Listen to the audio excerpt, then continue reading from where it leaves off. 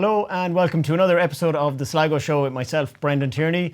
This will be the final one in this little mini-series we've done for October, but don't worry, we'll be back again in a couple of weeks' time and we're going right through to Christmas. Coming up later on, we have all your local sport and entertainment, plus a special guest, Niall Henry, will be telling us about a really interesting project, The Book of Sligo.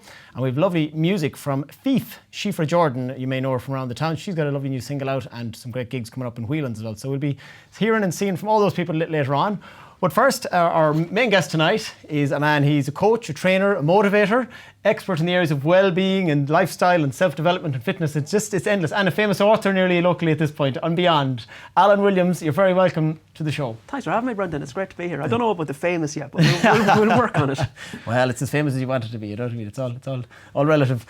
So, Alan, I mean, look, we've seen you in so many things, from the Irish Independent to your social media work to your online videos and all that. But we know your face, some people may not.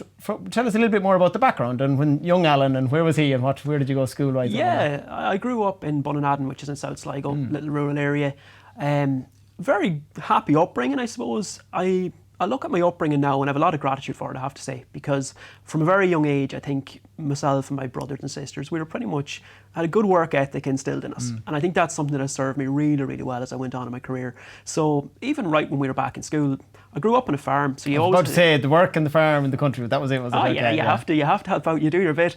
And my dad has his own business as well. So we would have been, you'd be in school during the day, you come home, you would help out in the farm, weekends you'd be working in the business. Yeah. So work ethic was there from a young age, and then you were playing football and you were doing sports and everything. So very, very active childhood, I would say. Yeah.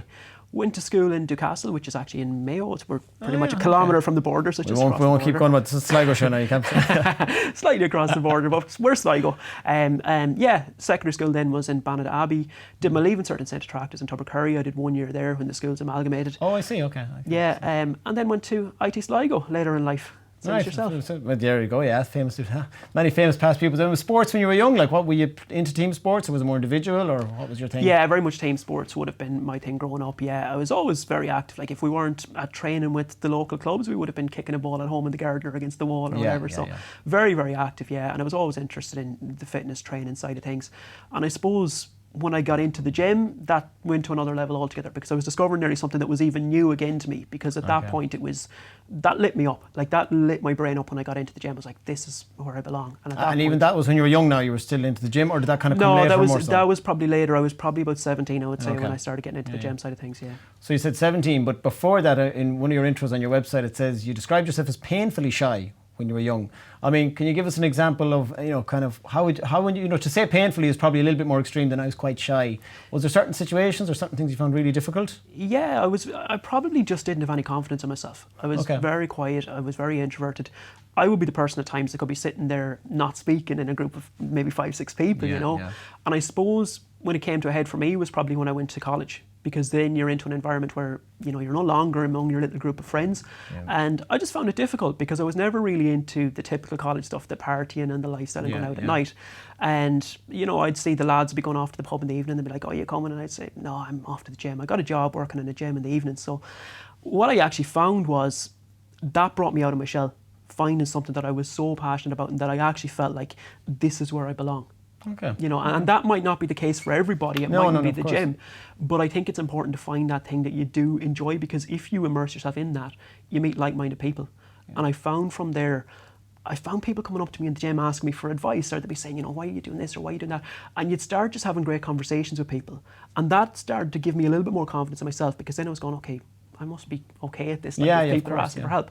And just having those conversations, I'd go out into everyday life then, and I felt like I was much more able to actually, in ordinary society, just have better conversations, and it helped me enormously, just grew my confidence. I suppose it's even more inspiration for people that use you for your coaching to go, God, he was really shy, or maybe there's people that come to you that were that way or are that way, and maybe so I suppose it's even more inspiring. So you mentioned the Radisson, which is where I first met you all those years ago, when I used to be a member out there, and tell us your journey from there then to now, because I mean quite a stratospheric rise in that in a short number of years. Yeah, it has gone pretty well, I suppose, but I got a job in the Radisson, in the gym in the Radisson, when I was in college, so I think I was about 19 at the time when I started working there.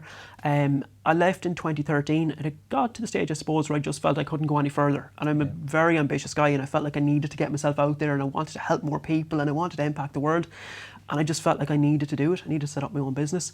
2013, we were still in recession. Like it was, of course, yeah. It was a difficult thing to do. Like 90% of people were saying to me, "You're mad in the head." You know, like, Jesus, you've got a great job there. It's half the country was unemployed. Why would you hand in your notice? But I just felt like it was something I needed to do. I needed to stretch myself. Went out there. It was very, very difficult at the start. I started running fitness classes. Thump boxing was my thing initially. I had classes, classes on all over the place, different venues, different towns, villages, and it just was so difficult just to get it out. Okay, social media was in existence. Maybe it wasn't as powerful a tool to a point as it is now, or definitely wasn't as many avenues to advertise. It was just really I didn't know how Facebook to use it. I didn't know how to use it, Brendan. So I had it, but it was only doing so much for me, you know. And again, I think my own personality was kind of holding me back a little bit at times as well. I was afraid to put myself out there, whereas now I'm kind of going, okay, you know what? I've kind of mastered it at this stage, but initially you just have to make that decision. It's what's on the other side of it for you. You have to put yourself out there, you know. And just go for it. I mean, even your first book, and I was, doing my research there the last few days, and like unlocking my mind. You often see these books unlocking your mind, but like it's nearly like a bit autobiographical that you were unlocking your own mind at the time, and you said 50 keys to self-empowerment is the title. So was it like nearly your own journey and what you learned, but you wanted to pass that on? Would you kind of sum up the book like that a bit? Yeah, very much so. I would say it's a combination of my own journey and my clients' experiences. So a lot of what's in that book is stuff that I've seen. I have a lot of experience in the industry at this stage, but there's a lot of little stories in there. There's a lot of bits and pieces from my own journey or something I would have seen with people I've worked with, and I'm going, I think that's a great lesson for other people. Yes, true. It's just real life stuff that happens with people. Yeah. And funnily enough, there's one chapter in the book that people always ask me about. I've never get asked about any other chapter. There's one in the book that people ask me about, and it's probably been a turning point in my life. I'd say it was probably the most pivotal point in my life. It was December of 2013. So I'd left the Radisson in August 2013, set up my own classes, and I was doing a class down in Dromore West, and this was middle of winter. It was a terrible night. It was raining, it was wind, it was horrendous. Like, it was one of those you just wanted to sit beside the fire and not stay at home. Yeah. So I went down to Dromore West. It was about 40 minutes, I think, from where I was living at the time. Went down and there was nobody there. So I turned up and I'm looking up and down the streets and there's no sign of life at all. And thought, okay, just give it a few minutes. Did that. 3 people turned up and you kind of smile and you get on with it. But I remember driving home that night and I was just devastated. I was like, what have I done, And all those people that told me not to leave the job, I was going, they were right. Maybe they were right. Self-doubt, yeah. 100%, but that was probably as low as I've ever been in my life. And I got home that night and I didn't even eat. I just went up to bed. I fell into bed. I was just probably as low as I've ever been, Just woke up the next morning and thought, I have to make this work, The fighter in me came out, I think, and sat myself down and came up with some plans, and that was a pivotal moment. Things have kind of gone from strength to strength. And do you think you just really went at it harder promoting wise? Did you get some advice outside, or do you think there was one thing that maybe kind of helped you along, or was it just I have to survive with this and do it? There's something I do with every client I work with. I set goals with them and we come up with strategies and plans, and I sat myself down that morning and said, how am I going to make this work? And I said, I'm going to reach out to as many people as I think they can help me. So again, bearing in mind I wasn't the outgoing type of person anyway, I picked up the phone and cold called people within GA clubs. The Operation Transformation things were going out at the time, so I was going, any chance I could come in and do a class for you? And I was lucky, there were some great people that helped me out and gave me a break. And there's one person I have to mention in terms of my whole career and my story so far that I feel like I need to give him public acknowledgement. It's a man called Johnny Banks who runs the Tailing Centre in Collooney, or he did until recently.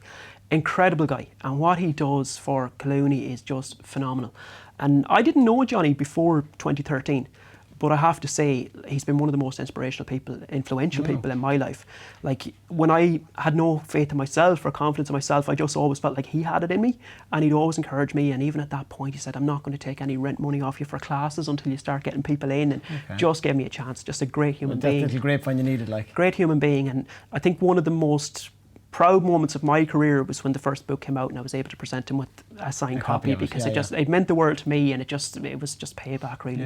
And obviously your job is helping people not just with losing weight, but getting in better shape, or maybe I suppose it's not like psychology, but just their own mental health might be in a great place, and maybe you can guide them out of that with a mix of exercise and coaching and all that. But what would you find once you meet these people? What would be the main reasons people get into bad shape or bad habits? What's kind of hitting them? What are you finding nowadays? I think people have got really busy with life. And I think, especially once you get to 30 years of age, late 20s, early 30s, priorities change. Family, family life takes over, career, and suddenly people are left not as much time on their hands, and they're starting to neglect themselves a wee bit. And I mean that in the nicest way possible. No, but I know what you mean too. Like, yeah. It's you don't like have the time to do all those exercise things, keep in the GA club or whatever. Yeah. Yeah, and it's also like, especially with parents, there's almost this parental guilt about putting themselves first. It's like, I can't be a priority. I'm in 7th place on the list. The kids have to come first. I have to put all of my time and energy into them. And what I always say to them is, it's the least selfish thing in the world to look after yourself, because if you're feeling at your best and you're healthy and you're strong, that rubs off on everybody around you if you're feeling good about yourself. So the whole ecosystem benefits, and it's obviously setting a good example for people as well, you know. So I would say that's one of the things people struggle with definitely is time at the moment, or not prioritising their own time, you know. Okay, just being pulled everywhere they can, like, you know. And there's actually a great experiment I read about where generationally, you know, there's like generation baby boomers, generation X, generation Y, Z. With each generation, it's factually proven that parents care more and more and more and more about their kids and give them more and more and more and more time. Like, so sometimes to a detrimental effect, you know what I mean? Maybe for the kids, maybe for the parents. So it's an interesting point, like we say, that they overdo it maybe sometimes. I think it's just a little mindset shift. It's getting away from feeling bad about it and realising that it's actually bringing benefit to the people that you're trying to serve, you know. True, so you're saying, it, you know, I want to do the best for my kids. Well, actually, you looking after yourself is doing the best. And that for could be your just kids. meeting someone for a walk or a coffee, friends, 100%. socialising or whatever. Yeah, it could Just be making that, time for yourself, And when people do go from, you know, that dark, bad routine, maybe bad state of fitness, to going on one of your, you know, one of your plans or whatever we want to call it, do you find mentally them starting is the hard part, or physically? Which way would you say more people find it harder to get going? Like mental, 100%. Mental, okay. Changing your body is not about your body; it's about your mind. I think that's something people struggle to grasp, because if you look at it at the moment, we have a society that is more overweight, more unhealthy than ever before. But over here, we've also got more personal trainers and fitness instructors than ever before. Yeah. So where's the and disconnect? Watches and gadgets and everything. Yeah, so what are we missing? So for me, it's actually what's going on between the ears, because I think a lot of people within the industry think it's about showing people how to deadlift or talking to them about macros and micros. But at the end of the day, for me, it's about understanding what makes people tick. It's understanding what are your triggers, how do you respond to certain situations. If you've had a bad weekend, how are you going to react to that? Yeah. So it's really supporting people as much as you can, I think, in terms of their mindset, as much as it is about, well, here's food plans, here's training programs, you know. Yeah. Well, when you say that, it's funny. I was only talking to a guy who used to play League of Ireland, you know, an elite player, and we're on about, you know, drink bans and all this. Like, and I suppose you get there where people go, oh, well, I won't go drink. I said, well, drink, but then don't eat a load of rubbish the next day. He said you could have a few drinks on a Friday and be playing the following Saturday. It's the food. Yep. You know, so that's probably one of those things people go, oh, I won't drink and I'll go, you know. But that's a mindset thing as well, Brendan. If you're going to say, okay, well, I'm going to look long term, that means moderation has to come into play, rather than what a lot of people do, which is, I'm just going to be really extreme now and I'm going to just overhaul everything. Yeah. And it's like, no chocolate, no alcohol, no bread, no nothing. And then 3 days in, they're going, I feel terrible and I hate life. Then, yeah. So if you want to start looking long term, you have to look at moderation. And I always say to my guys, like, don't be afraid to have a bar of chocolate a couple of times a week. It's only going to keep you sane. Like, it's not going to do any major damage. And that's my next question is, you know, what are, you know, a couple of the most common pitfalls you find for people to fall off the wagon? Like, you know, is it that, like, is it going too hard, or what? That's definitely one. And you see that a lot, especially in January. I'm preparing for it now. It's coming up to the time of year. Christmas people will go a little bit overboard. January comes, they feel terrible, and it's just way too much for them, rather than just going in gently, building it up, and then 6 months later they're still going strong.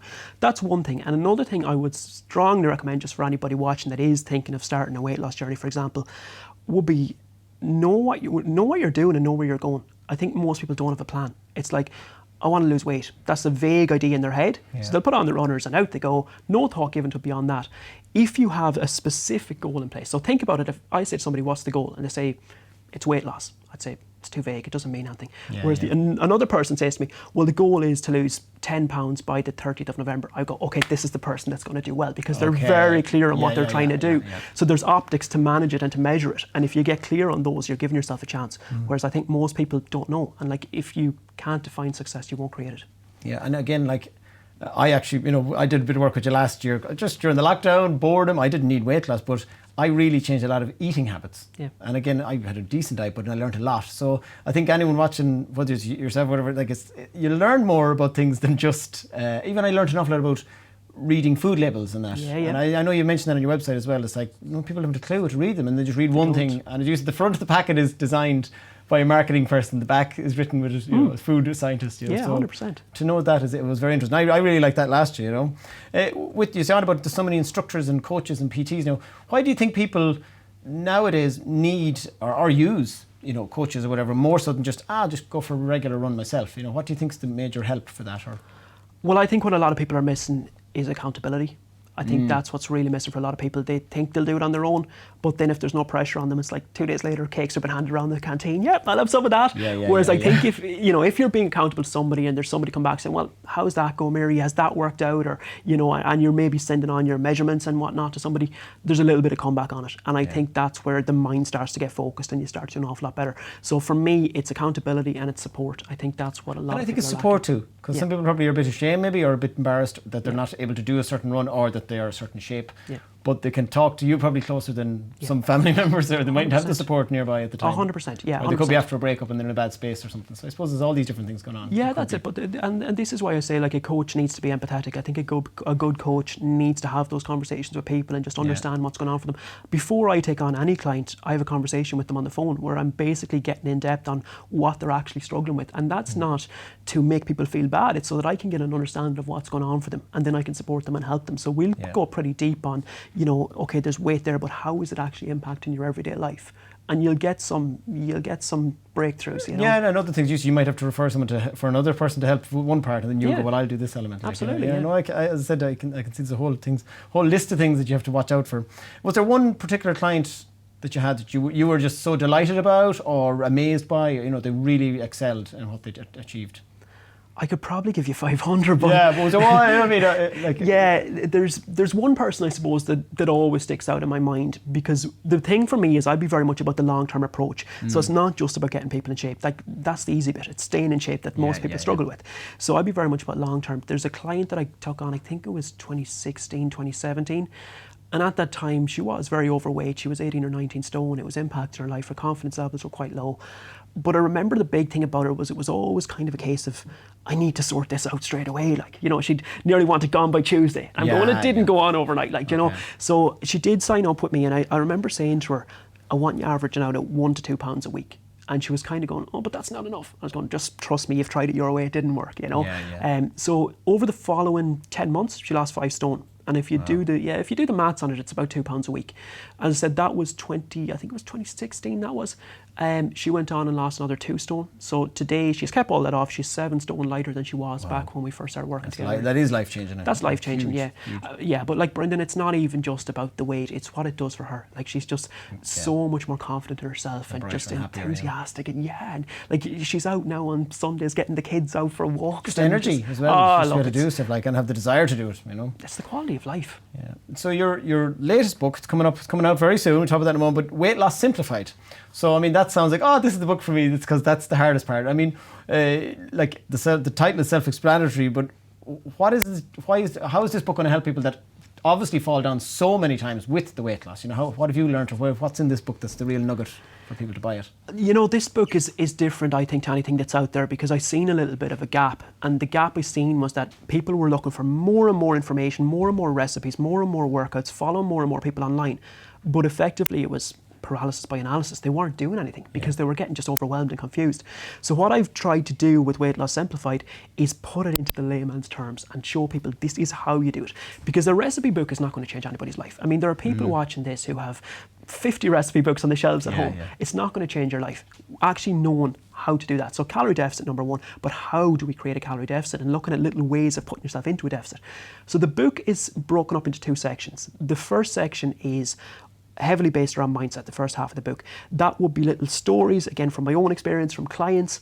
And there's a lot of stuff in that I think that people are going to read, and they're not going to realise they actually needed it until they see it. And then they're going, that's me too. That's me too. So there's a lot of little lessons in it from clients' mistakes or clients' success that I think people kind of real life scenarios that people can relate to. And go, absolutely. Like someone else is in the same boat as me. So absolutely. And there's a lot of little stories in there that are probably, there's some humour, there's some sad stuff, there's some motivational stuff, there's some inspirational stuff.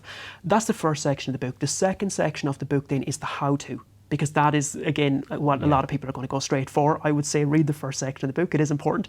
But the second section is 113 tips on how to lose weight. So it's very simple, practical, everyday stuff. And that's, I think, because I do think a lot of people overcomplicate it. It's like they have this thing in their head that weight loss is something that's super difficult, and they've just consumed so much stuff, but getting it back down to the basics works. So that's the angle I'm coming with the book, because I think there is a gap from where people are to where they want to be, and what they're currently consuming is not filling that gap. They're consuming more and more workouts and recipes. I'm going and figure out then how. Actually focus on what you need to do. Yeah. So the book, you have a launch coming up soon, I know, in town. When or where? Or?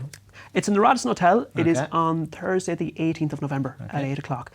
I am looking forward to that. I can't wait because I haven't spoken in front of a crowd since God knows COVID, you know. So I'm absolutely buzzing to go. And what I was actually looking at, we're putting it together over the last few days. The theme is going to be 5 weight loss hacks to transform your life. Okay, so that's what we're looking at. And you'll be doing a talk on the night, obviously. Yeah, and it's free? Yeah, it's free, yeah. Free to attend? Yeah, now I will say you have to be booked in for it because obviously there is a capacity on it. I think we have a 50-60% of places gone already, so don't hang about. But it's going to be just life-changing for a lot of people, I think. So I'm going to bring the good stuff. I'm not going to be saying to you, you know, eat more fruit and veg. I'm going to bring the good stuff. I'm going to bring the stuff that changes. You've been at it this long, you've really learned. I mean, you've put in a book, so you've really kind of thought all about this and put it down. Yeah, absolutely. And like, I've seen what works and what doesn't work. I've had probably over 700-800 clients at this stage. So there's a lot that I've kind of been able to analyse and go, I've tried that, it didn't work. Yeah. I know that this works really, really well. So like I'm going to just bring some stuff that I think is going to be hugely beneficial, and probably a lot of what I bring is going to surprise people because it's not what they're expecting. But cool. That sounds like an interesting night. And to reserve a space, so what do they do? Just shoot me a message on Facebook or Instagram. So it's Alan Williams Coaching on either of those. Send me a message with the word book, followed by the names of the people you wish to book in. That's all you have to do. Simple as that. Yeah, or if you're not on social media, or you probably are if you're watching this show, to be fair. Info, send him a letter. Send me a pigeon carrier. info@alanwilliamscoaching.com will get me. So alanwilliamscoaching.com is the website. Yeah. Well, Alan, it sounds an amazing story for your own story and what you're planning to coming up in the future. And it really sounds like an interesting book. So the best of luck with it. Thanks very much for coming on the show. And sure, we'll be seeing you around soon. It's been a pleasure, Brendan. Cheers. Thanks very much. Well, that was Alan. We're delighted to have him. So we're now going to have our entertainment news and our sports from your local community.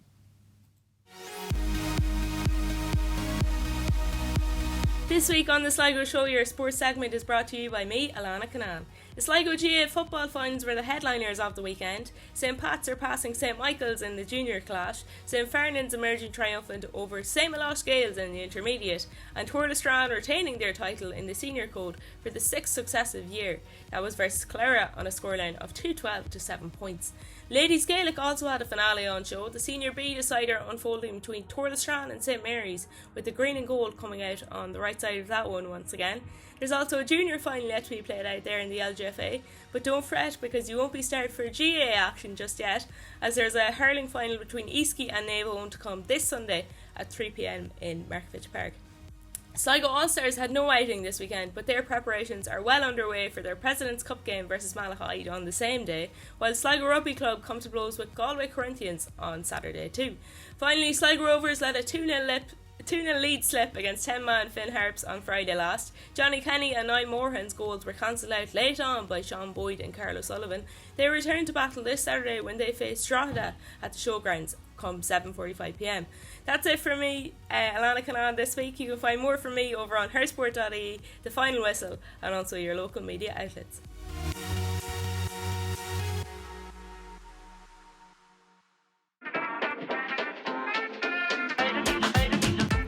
Hi everyone, Karen Gordon here from Pop-Up Theatre Sligo and the Star Factory with your entertainment update. It's Halloween and there are plenty of events for all the family this weekend, including the Cleaver Park Scavenger Hunt on Friday the 29th at 2 p.m. Booking is essential, so contact Sligo Leader for more information. And the 5-Star Fun Halloween Party from 5 to 7 p.m, again Friday the 29th of October. So contact 5-Star Fun for booking for that. For the grown-ups, Samhain Spooky event will take place at the Yates Building at 6 o'clock on Friday evening the 29th and at 9:30 p.m. on Saturday the 30th of October. Booking through the Yates Building Essential. The Blind Tiger host a Halloween spectacular speed quiz this Wednesday the 27th of October. Booking a table is essential and there are lots of prizes for fancy dressed and winners of the quiz. So be sure to ring the Blind Tiger to book your spot now. And as it's Halloween here at the Star Factory, we are hosting a School of Rock theatre camp. So on behalf of myself, the team and all the children...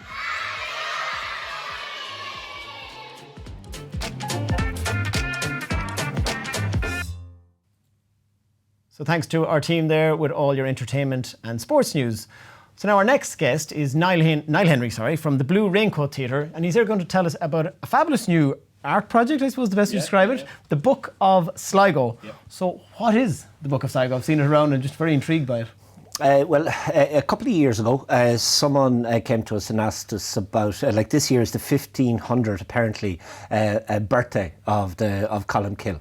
Okay. And I suppose he'd be known in Sligo because when you go into the library, there's a big painting on the back of the wall library about the Battle of the Books, because he stole a book, or copied, and didn't give it back to a guy from a guy up in Donegal who wasn't happy and said, give me back the book, and he said no. And there's thousands of them killed at the foot of Ben Bulben. Okay. So we thought about that, and we said, well, we were going to build a project about giving a book. And that was the start of the idea. And then someone came up with the idea that we'd make a book, and we'd made a book, and it's with the printers. And the book is it's an elegant book. It's not a very big book. And we brought some wise people together, and we took the idea, it was Malcolm Hamilton's idea, to break the county down into its civil parishes. There's 40 of them. Oh, right, okay. And so there's an equal amount in each parish, a few pages, interesting facts about archaeology or, folklore or history in all the different areas. Yeah. And, Sligo, like so it'll touch everyone in every area. Absolutely. Little piece. That's nice, and whatever, like South Sligo or some small little place in South Sligo is represented just as much as the town or anything like that. Yeah. There's no leaning to one thing or the other. Okay, and your authors then, you had a team of authors as well, or how many people involved in putting it together? There must be a huge team. There was 5, I suppose there was 5 people that were in charge of doing it, and they were using people to get them to find stuff for them. Yeah. So a team of thieves really, bit like stealing. Colm Kill. Yeah, a little bit like, And COVID threw up all sorts of possibilities, and one for us, because we couldn't do theatre, we had to come up with different types of things. So the real project actually is that, which we're at now, because we're launching in a few weeks' time, is to hand deliver each. There's 27,500 occupied households in the county, give or take 1 or 2, and to hand deliver a copy, but neighbour to neighbour. Throughout the county. So it's a real community effort. That's it, project. And at this stage we have the town covered pretty much. Okay. We have North Sligo, we're doing pretty well, and we're I'd say South Sligo, we're sort of halfway through. Like, I'm from a townie, so we'd know people in the town, and I'd know of people in North Sligo, and I'd know people in Tuppercurry, and so we're out looking for people to help us in West Sligo and South and Southeast Sligo. So it could be community groups, could be sports clubs, anybody. Okay. And our job is, we have the whole place mapped and all the air codes. So in some places there's groups come together that can sort of pull in residents' associations and development groups. Yes. But at the same time there might be individuals in the area and that are willing to help. Okay. And then it's our job to sort of help them, not manage that as much, but just hey, we know 3 people in this area. And and it's launched on the 11th of November, but we're sort of giving ourselves 3 weeks to a month to do it. Do you know what I mean? Okay, because it's a large project to get it all out. It's a large project, and we want to try to get it everywhere. Do you know what I mean? Yeah, it's a fascinating effort. So it's amazing. We'll see, And so as you said, it talks about. Is it all history? Is it something about the landscape? I've seen the stuff about cultures that have came through, or different groups, or different people. How would you? I suppose we live in all places are old, but I mean, we're busy in our own little lives doing all the little things that we want to do, we have to do, but and we walk past our history and archaeology and the folklore. I do anyway. You know what I mean? I'm quite sure many do. So it was a sort of an opportunity to show that all these stories are. There's loads, we always talk about Yeats and things like that, but the stories that are equally interesting are as important in all parts of Sligo. And I suppose deep down that, on the side of a hill somewhere in a dark, rainy November night, when there's a knock on Mary's door and she says, "Who is it?" "It's Brendan." "Oh, Brendan." And so it's a local. And he hands her the book, and it's a thing they've done in Sligo, and we're on page 42, Mary, and there's 2 pages in our area. Okay. And she can go, "Oh, well, that's," you know what I mean? And that's our townland, and then all the different, our parish, should I say, and all those parishes around the county. So in many ways it's simple. As a conceit. Yeah, well, it seems like it's a nice connecting communities again after the last year and a half we've had. Yeah. I'd like to say we thought of it during that, but it was actually before that. Until anyone went.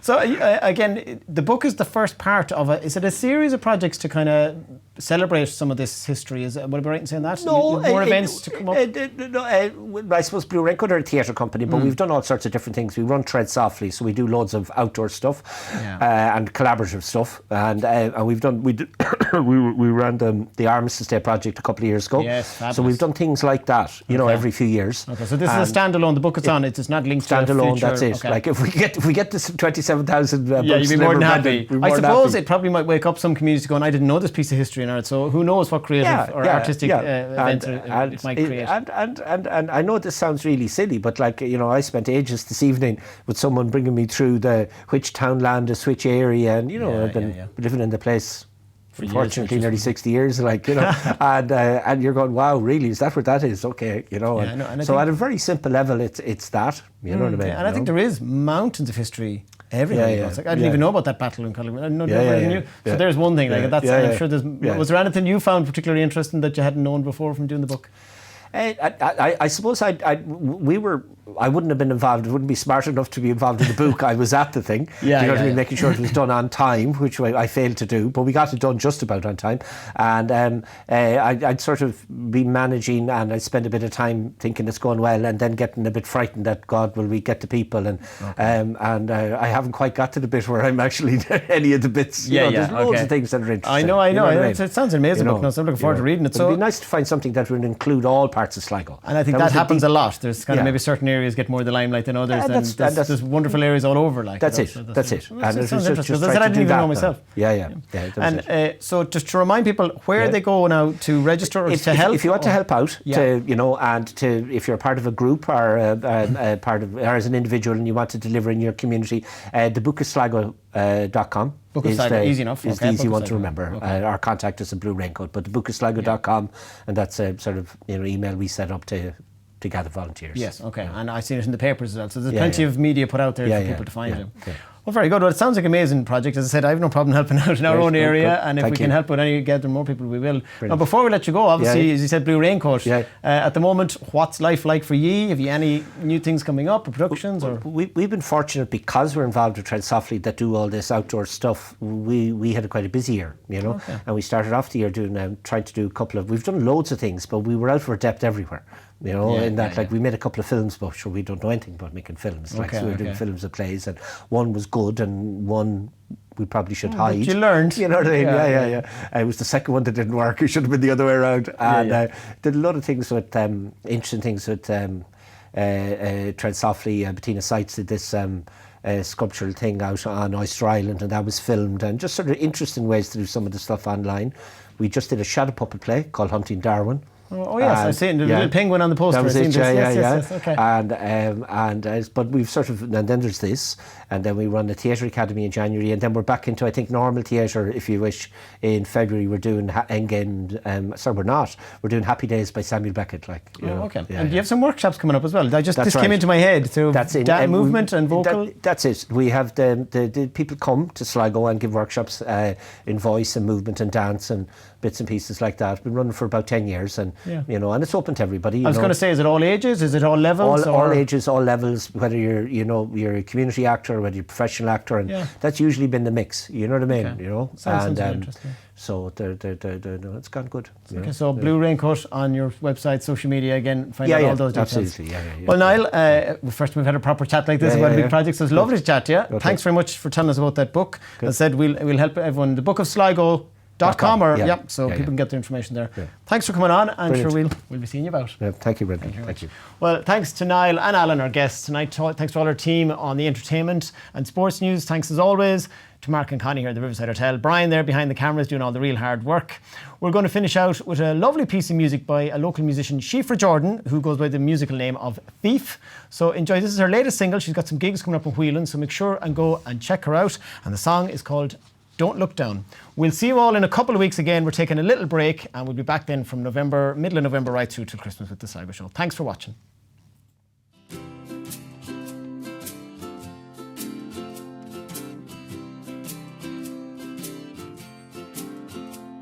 Let it out of your head. It's easier said.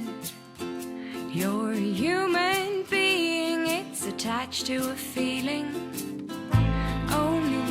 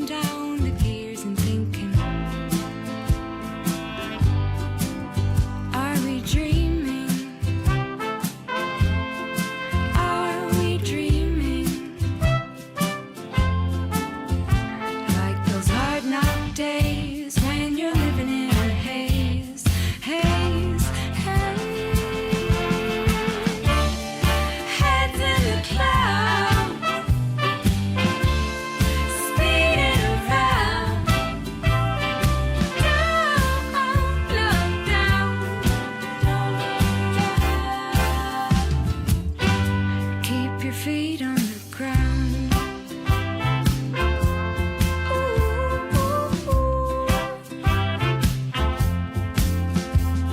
If you had your way, running in the background every minute of the day, holding on to something and it's all in vain, all in vain.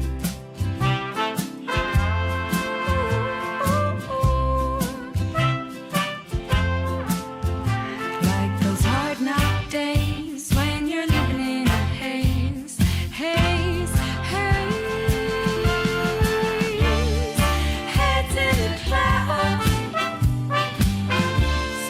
spinning around, down, look down. Like those okay days when you're living in a haze, those okay days when it's hard to be fair. Like those okay days when you're living in a haze, haze, haze. Head to the clouds, spinning around, down, down. Keep your feet on